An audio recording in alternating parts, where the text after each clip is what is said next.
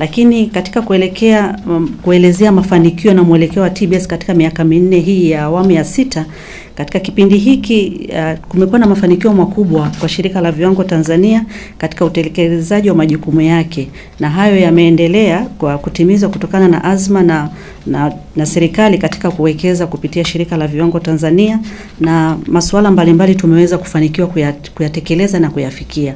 La kwanza kabisa ni kusogeza huduma karibu kwa wateja. Na katika kutekeleza azma hii, serikali imekuwa na nia na dhamira kupitia Shirika la Viwango Tanzania kuhakikisha wananchi wanapata huduma kwa ukaribu. La lengo ni kupunguza gharama zile za biashara, na kwa kusema hivyo shirika limeanza ujenzi na tunakaribia kumaliza ujenzi wa jengo la makao makuu ya shirika hapa Dodoma, lakini jengo hilo pia litakuwa lina maabara ambazo zitasaidia kuhudumia wananchi kwa karibu. Kwa sasa tuna maabara zetu ambazo ziko Dar es Salaam.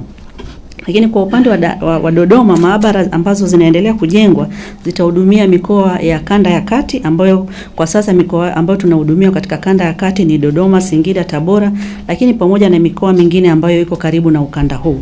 Kwa kipindi cha miaka minne hii ambayo tunaiongelea utekelezaji chini ya uongozi wa Mheshimiwa Dr. Samia Suluhu Hassan, shirika limefanikiwa kuandaa viwango 1823. Kwa utaona hizi ni bidhaa mbalimbali ambazo zimeandaliwa viwango ambavyo vitakuja kusema bidhaa ile ziwe na ubora gani. Kwa hivyo viwango vile ndio vinaelekeza. Kwa shirika limeandaa viwango 1823 katika sekta mbalimbali, lakini viwango hivi vimeandaliwa kwa kuzingatia mahitaji ya soko. Kwa unaandaa viwango kwa kuzingatia mahitaji ya soko, na unavyoandaa viwango kuna michakato na kuna gharama za kuandaa hivyo viwango.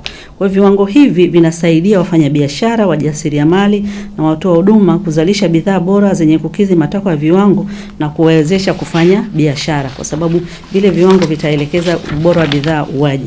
Lakini viwango hivi vinatumika ndani na nje ya nchi, na ni hatua ambayo inaleta tija kwa kuchochea ukuaji wa uchumi. Lakini tunapokuwa na viwango sasa tunavitumia katika uthibitishaji ubora wa bidhaa. Hasa katika upande wa kuthibitisha ubora wa bidhaa, jumla ya vyeti na leseni 2402. Hivi inamaanisha ni bidhaa 2402 katika kipindi hiki tumedhibitisha ubora wake na ziko sokoni, na leseni hizi vimetolewa kwa wazalishaji, miongoni mwao wakiwepo wajasiriamali wadogo. Kwa hivyo katika hizi 2402 bidhaa ambazo zinazalishwa na wajasiriamali wadogo ni 1066. Utaona hii ni sawa na 44%. Kwa serikali kupitia TBS imekuwa ikitenga zaidi ya shilingi bilioni 350 kila mwaka kwa madhumuni ya kuwahudumia wajasiriamali wadogo.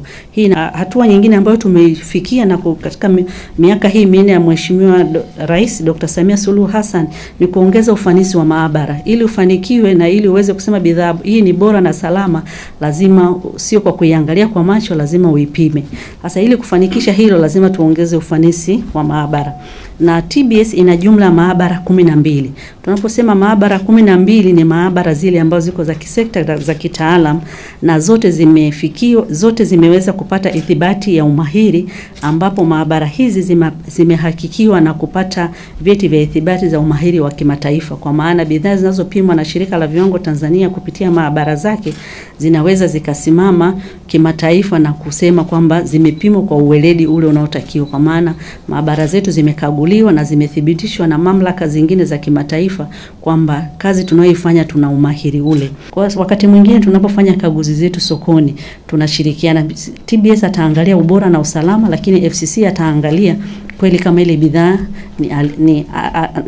ni halisi, kwa maana sio fake. Lakini na utaratibu wake lazima uwe umesajili ile brand na uwe unaifahamu, ili waweze kusaidia kujua kama ile ambayo unairipoti ni fake au la. Nikianza swali la Mheshimiwa Kaijage, amesema raia mema, vinywaji kweli ni vingi na vileo tumeviangaliaje na kiwango cha ubora. Ni kweli bidhaa za vilevi vimekuwa ni nyingi sana sokoni, na Shirika la Viwango limechukua hatua mahususi nyingi tu. Kwa mwaka wa fedha uliopita, kwa mwaka 23-24, bidhaa mbalimbali za vilevi zilinunuliwa sokoni na kupimwa kuhakikisha kwamba kujiridhisha zina ubora gani. Na katika zile bidhaa nyingi zilikuwa zina ubora ule unaostahili, lakini chache, kwa mfano unakuta labda kinywaji kikali kinatakiwa kiwe na kilevi 45%. unakuta kina kilevi 40%. Ina maana mlaji amepunjwa kile kiwango cha kilevi. Lakini kwa kupunjwa hiyo bado iko katika ubora, tunasema haijafikia ule ubora unaostahili. Sababu kama unatakiwa utengeneze kilevi kina 45% ya kilevi, alafu umetengeneza kilevi kina 40%, tutasema bado hakina ubora. Kwa tathmini ile ilionyesha kwamba bidhaa nyingi zilikuwa zina ubora ule unaostahili, mapungufu yalikuwa katika kiwango cha kilevi, na taarifa chache za kwenye kifungashio hazikuwa zinafikia. Lakini mbali na hapo, katika mwaka huu ambao tunao, mwaka wa 24-25, tumeenda sokoni na watu karibu 400 walihojiwa, na kwa kushirikiana na kitengo ambacho kinafanya tathmini ya vihatarishi sokoni, walipita na kuangalia vilevi vilivyoko sokoni, tumevipima tena, lakini pia kuangalia changamoto ni nini.